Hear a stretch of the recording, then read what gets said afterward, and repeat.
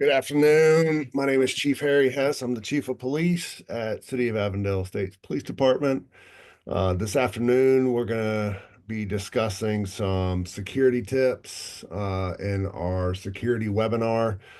This is mainly designed for businesses, but a lot of this does overlap into residential areas. So without further ado, we're going to go ahead and get started.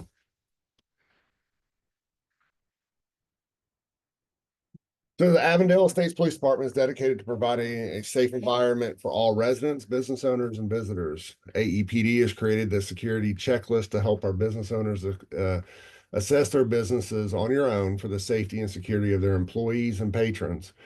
We understand that some of the points that are going to be brought up in this presentation, as well as the checklist that will be distributed via our website and possibly an email, may not cover every aspect for every business, but let it serve as possibly an idea creator that you may want to incorporate some of these items that we're going to discuss today. First up, alarms. Alarm systems obviously protect your business property, employees, patrons, and your products or services that you're providing.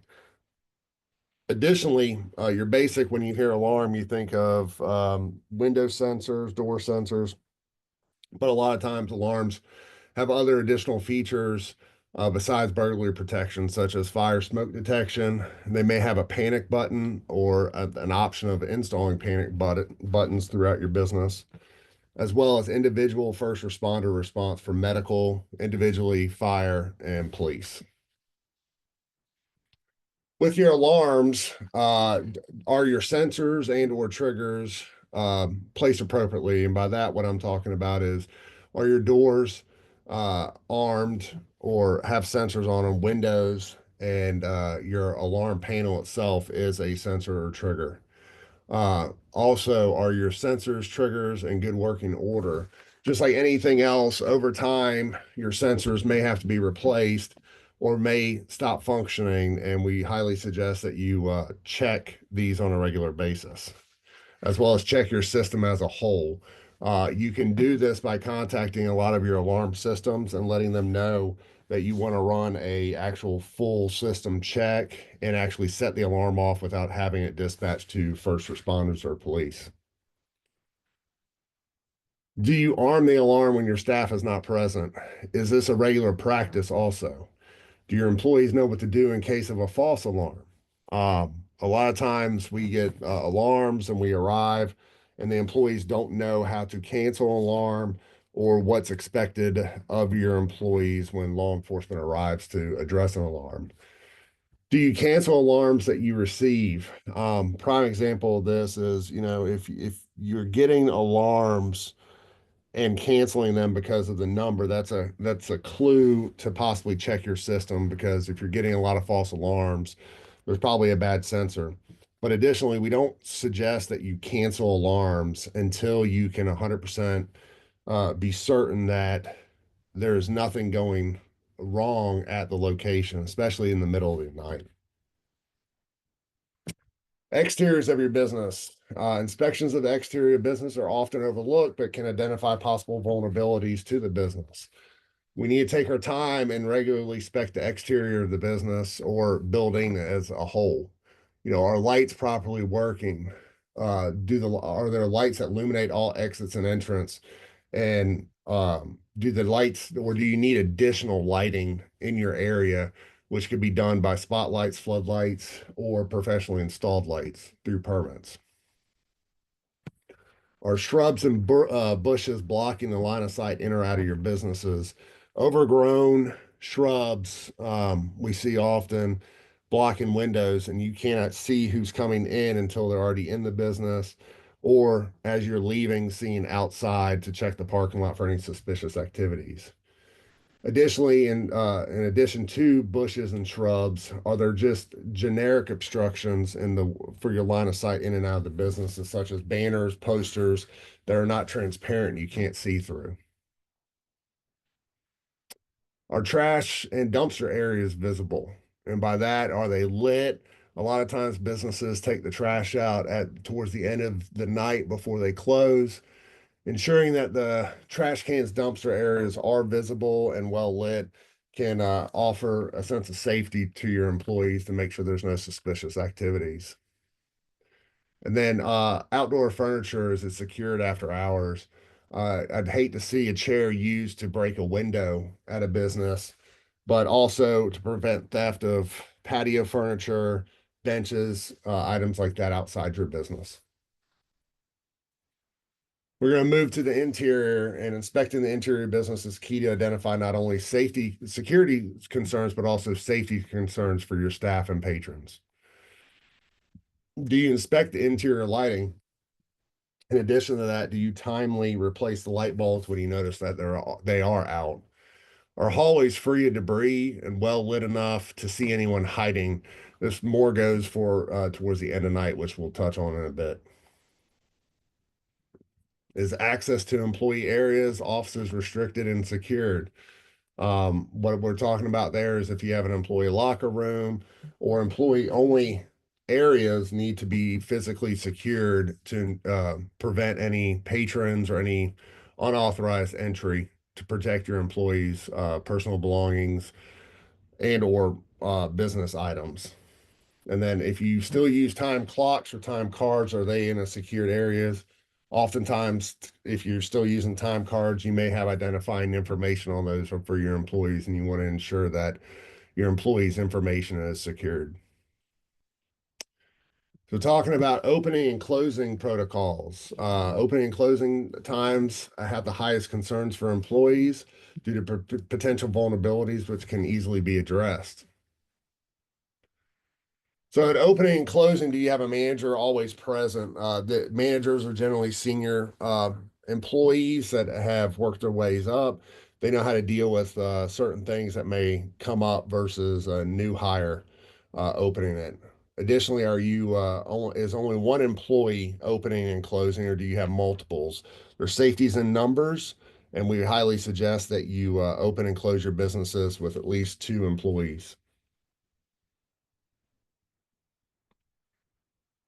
Do you lock the doors after entering the buildings? This is specifically for opening. A lot of times we don't show up when we open for business. We show up earlier, but we want to ensure that the employees that are showing up for work are still secured prior to physically opening the business.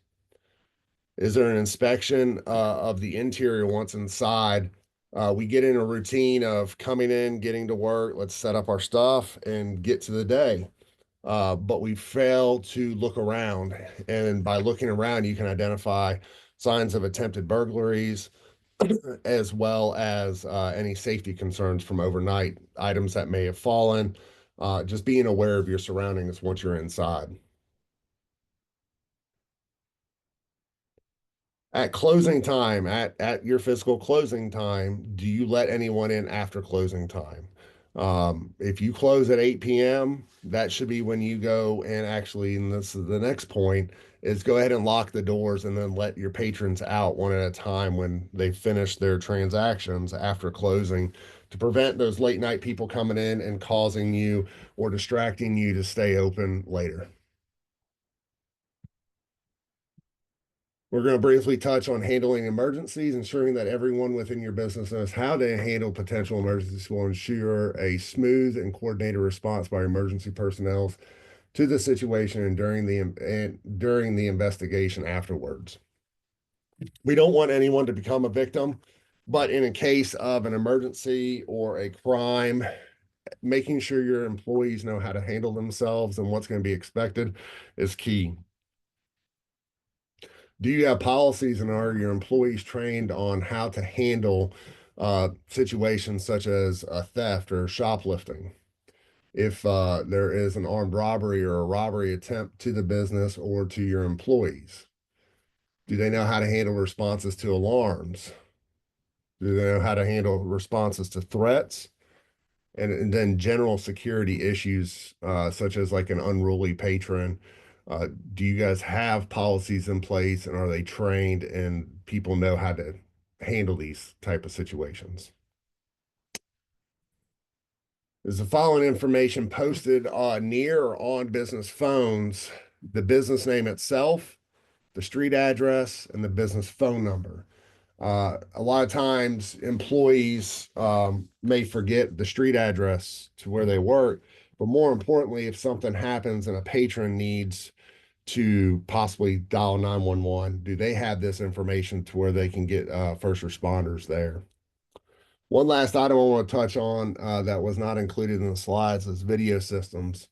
Do you maintain a video system? And if so, how often do you check and make sure your cameras are up and running? Videos can help law enforcement in the post-incident response and investigation greatly. And we would really like to see video systems at your businesses, not only to protect you, your employees, and patrons, but also help the law enforcement as a whole. And with that, we come to the end. We're doing this really as a first step. We're offering this presentation as a quick overview. We'll be distributing a brief checklist to businesses if they want to self-assess your business. But additionally, after you do that, if you have any additional questions and or concerns, please feel free to reach out to Deputy Chief JD Branch via his email, which is listed here at jbranch@avondaleestates.org. And what we can do is set up a time and a date where staff, either myself, Deputy Chief Branch, or my Criminal Investigations Division, Sergeant Beatty or Detective Powdrill, can come out and meet with you at your business and walk through some concerns you have and possibly give some suggestions how to rectify some of these concerns or general security and safety suggestions. With that, I thank you guys for watching this brief presentation, and feel free to reach out to the Avondale Estates Police Department with any questions or concerns. Hope everyone has a great day. Thank you.